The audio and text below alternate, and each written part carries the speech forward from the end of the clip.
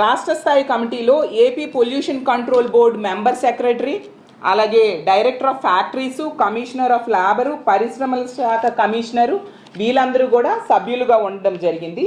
అలాగే జిల్లా స్థాయి కమిటీల్లో జిల్లా కలెక్టరు, పరిశ్రమల శాఖ GM, factories deputy chief inspector, labour deputy commissioner, APPCB అంటే Andhra Pradesh pollution control board regional అధికారులు సభ్యులుగా ఉన్నారు.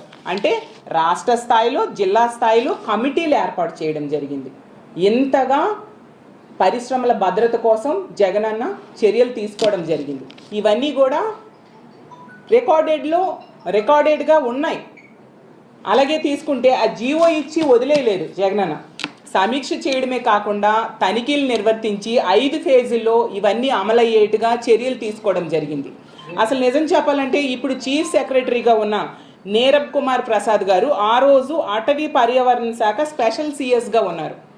అతనే సెప్టెంబర్ 16న మరో మెమో ఇచ్చారు. అంటే రెడ్ కేటగిరీ పరిశ్రమలతో పాటు మిగతా పరిశ్రమల్లో కూడా ఈ భద్రతా ప్రమాణాలు, కాలుష్య నివారణ కోసం ఏంటి తనిఖీలు నిర్వర్తించాలి అనే దాని మీద ఒక మెమో ఇవ్వడం జరిగింది. 3 నెలల్లో ఆ తనిఖీలు నిర్వర్తించి నివేదికలు అందజేయాలని చెప్పి ఇదే నీరబ్ కుమార్ ప్రసాద్ గారు ఇచ్చిన జీవోలో ఉంది.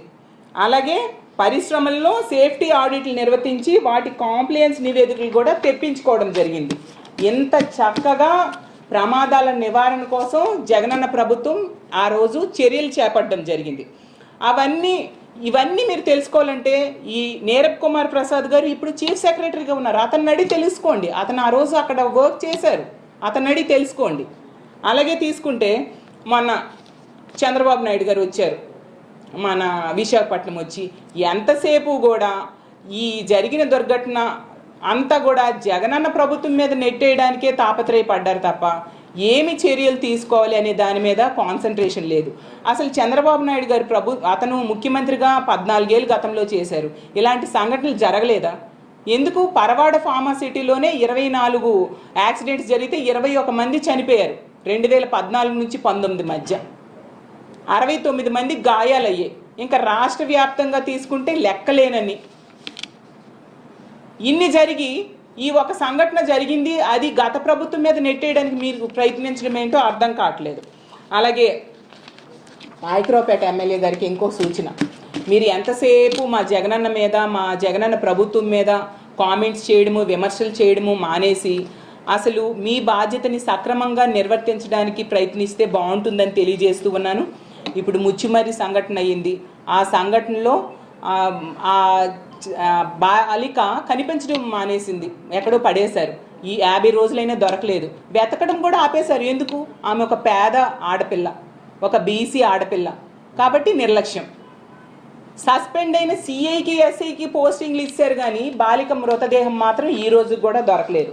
అది ఈ ప్రభుత్వం తాలూకా బాధ్యత. అలాగే తీసుకుంటే మొన్న కలకత్తాలో సంఘటన జరిగింది ఒక డాక్టర్, లేడీ డాక్టర్ మీద. అది చాలా దురదృష్టకరం. అలాంటి సంఘటనలు ఈ ఆంధ్రప్రదేశ్ రాష్ట్రంలో తీసుకుంటే 2 రోజులకు ఒకటి జరుగుతూ ఉంది. ఎందుకు? ఈ పాయకరావుపేట ఎమ్మెల్యే గారు మన జూనియర్ డాక్టర్లు ధర్నాకి మద్దతు తెలియజేస్తూ వెళ్ళారు, ఫోటోలు దిగారు, చాలా సంతోషం. కానీ ఏం చర్యలు తీసుకున్నారు? ఈ ఆంధ్రప్రదేశ్ రాష్ట్రంలో ఆడపిల్లల సేఫ్టీ కోసం, డాక్టర్ సేఫ్టీ కోసం ఆ సంఘటన జరిగాక మీరు ఏం చర్యలు తీసుకున్నారు? అంటే వచ్చి పరామర్శ చేసి ఫోటోలు దిగేసి వెళ్ళిపోతే చర్యలు తీసుకున్నట్టుగేనా? నిన్న కాక మొన్న తిరుపతి స్విమ్స్లో ఒక డాక్టర్ని కొట్టడం జరిగింది. మరి ఏవి మీ చర్యలు? మీరు బాధ్యత ఇదేనా మీరు నిర్వర్తించే బాధ్యత?